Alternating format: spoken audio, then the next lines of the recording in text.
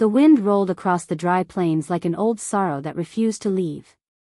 Dust drifted through the broken fence surrounding Martha Hale's small farm, settling over the empty chicken coop, the rusted tractor, and the lonely wooden porch where she sat every evening with a faded blanket wrapped around her shoulders.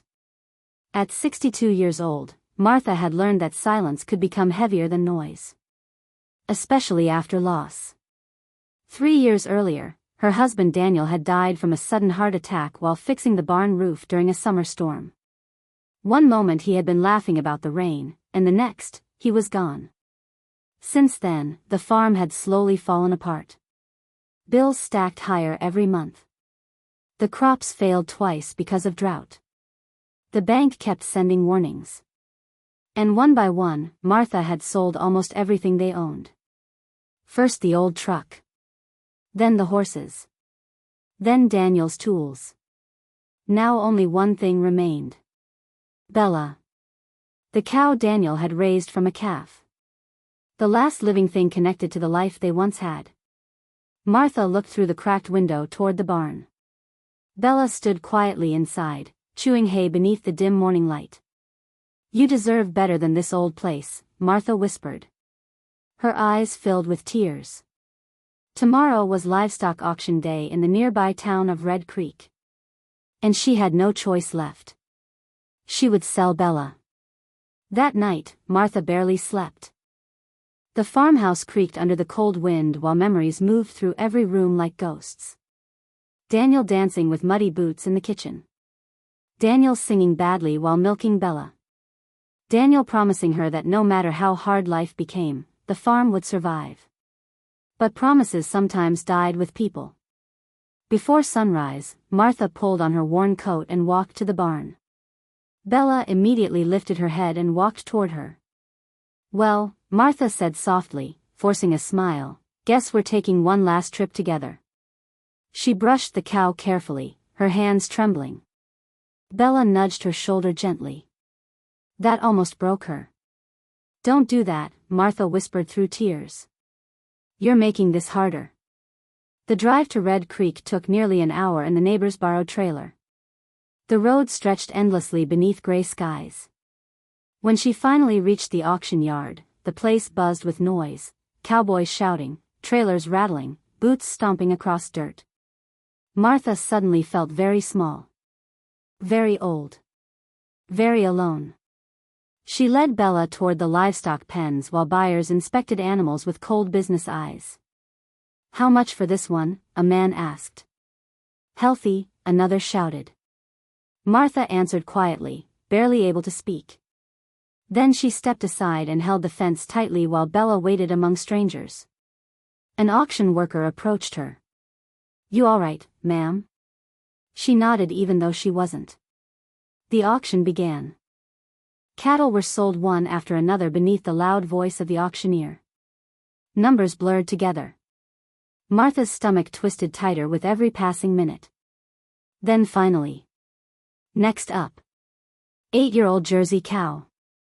Strong condition. Bella was led into the ring. Martha held her breath. The bidding started low. Too low. Her heart sank. 400. 450. 5. The numbers climbed slowly. But not enough. Not enough to save the farm. Not enough to pay the debt. Not enough for another winter. Then suddenly a deep voice spoke from the back. 800. The crowd turned. So did Martha. A tall cowboy stood near the gate wearing a weathered brown hat and denim jacket. Dust covered his boots, and silver touched the edges of his dark beard. People murmured quietly. Everyone seemed to know him. The auctioneer blinked. "Well. 800. Any higher?" Silence. Sold. The hammer struck.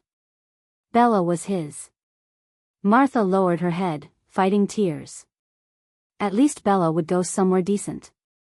That's what she tried telling herself. But as the crowd moved on, grief hit her harder than expected. It felt like losing Daniel all over again. She walked slowly toward the office to collect the payment. "Ma'am." She turned. The cowboy approached calmly. Up close, his eyes looked surprisingly kind. "I'm James Carter," he said. Martha nodded faintly. "Martha Hale." He glanced toward Bella. "She's a good animal. She was my husband's pride." James studied her face carefully. "You didn't want to sell her." "It wasn't a question." Martha looked away. "Sometimes wanting doesn't matter." For a moment, neither spoke. Then James reached into his pocket and handed her the sale receipt. "Come with me." Confused, Martha followed him outside. James walked straight to Bella's trailer. Then he opened the gate. Bella slowly stepped out and walked directly toward Martha. Martha frowned. "What are you doing?" James rested one arm on the fence. "Returning her." "What?" "She belongs with you." Martha stared at him in disbelief. No, you paid for her. And now I'm giving her back. I can't accept charity." "It's not charity." "Then what is it?" James looked out across the windy fields beyond the auction yard. "A second chance." Martha shook her head slowly. "I don't understand." James took a deep breath. 20 years ago, my family lost our ranch. We had nothing left. My father was sick. My mother was desperate." He paused. "A stranger helped us. Didn't ask for anything in return." His voice softened. "He saved our lives." Martha listened silently. James continued. "I promised myself that if I ever had enough someday, I'd do the same for someone else." He nodded toward Bella. "Today, that someone is you." Martha's eyes filled again. "You don't even know me. You remind me of my mother." The words hit her deeply. She covered her mouth as tears finally spilled down her cheeks. "I don't know how to thank you." James shook his head. "You can thank me by accepting one more offer." Martha frowned slightly. "What offer?" James smiled faintly. "I own the Carter Ranch about 30 miles west of here. Biggest cattle operation in the county. I've heard of it. I need someone trustworthy to manage our dairy section." Martha stared at him. "You're offering me a job. I'm offering you a home too." She blinked rapidly. "What?" "There's a small guest house on the property. Empty for years." Martha looked overwhelmed. "I can't just leave my farm." James glanced toward the broken trailer, her worn coat, and the exhaustion written across her face. "Martha, the bank's going to take it soon anyway, aren't they?" She said nothing. Because he was right.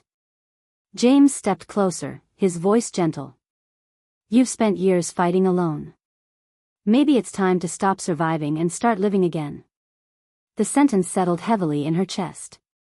Living again. She had almost forgotten what that sounded like. 3 weeks later, Martha stood outside the small white guest house on Carter Ranch. The sunset painted the plains gold while cattle moved peacefully across endless hills. Bella grazed nearby. For the first time in years, Martha felt something unfamiliar. Peace. The ranch workers treated her kindly. James checked on her often but never pushed too hard. He seemed to understand grief in ways most people didn't. Days slowly became easier. Martha woke early each morning to help with the dairy cows.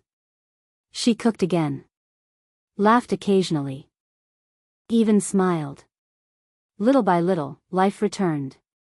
One evening, while repairing a fence together, James finally asked the question he had clearly been holding back. "What happened to your children?" Martha kept hammering quietly. "We never had any." James nodded slowly. "I'm sorry." She shrugged sadly. "We tried for years." The wind moved softly through the grass. Daniel had always wanted children. That pain never fully disappeared. James looked down thoughtfully. "My wife and daughter died in a car accident 12 years ago." Martha froze. She turned toward him slowly. He rarely spoke about personal things. Now she understood why sadness lived behind his eyes too. "I'm sorry," she whispered. James gave a small nod. "After that, I buried myself in work." Martha leaned against the fence post. "Funny how grief works." "What do you mean?" "It convinces you life ended when the person left." James looked at her quietly. "But sometimes," she continued softly, "life waits patiently for us to come back." For the first time in years, James smiled without sadness behind it. Winter arrived early that year.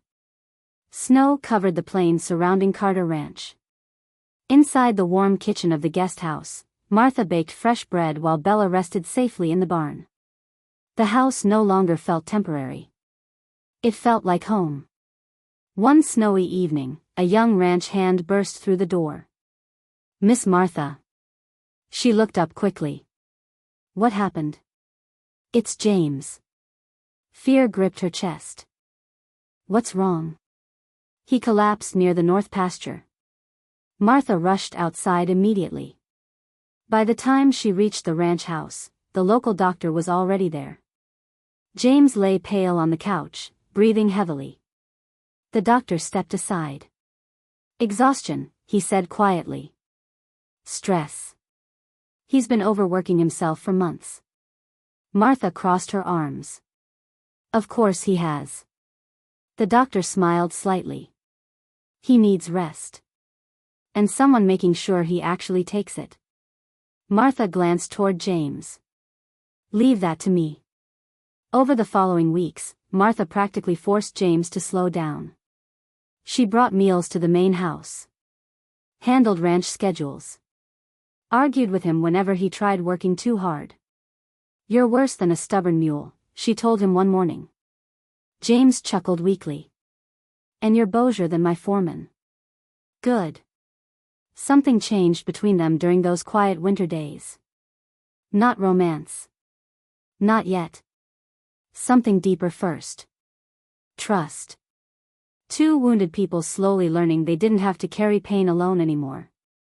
Spring arrived with green fields and warm rain. The ranch flourished. So did Martha. One afternoon, James handed her an envelope. "What's this?" "Open it." Inside was a bank document. Martha frowned while reading. Then her eyes widened. "You paid off my debt?" James leaned casually against the porch rail. "The farm officially belongs to you again." Martha stared at him in shock. "No. James. It was headed for auction next month. You shouldn't have done this." "I wanted to." Tears filled her eyes once more. "But why?" James looked out toward the horizon. "Because losing your home nearly destroyed you." He turned back toward her. "And I know what that feels like." Martha's voice trembled. "I can never repay you." James smiled softly. "You already have." "How?" "You brought life back to this ranch." The wind moved gently between them. For a long moment, neither spoke. Then Martha laughed quietly through tears. "You know," she said, "Daniel would have liked you." James smiled warmly.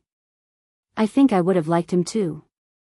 Months later, Carter Ranch hosted its annual community barbecue.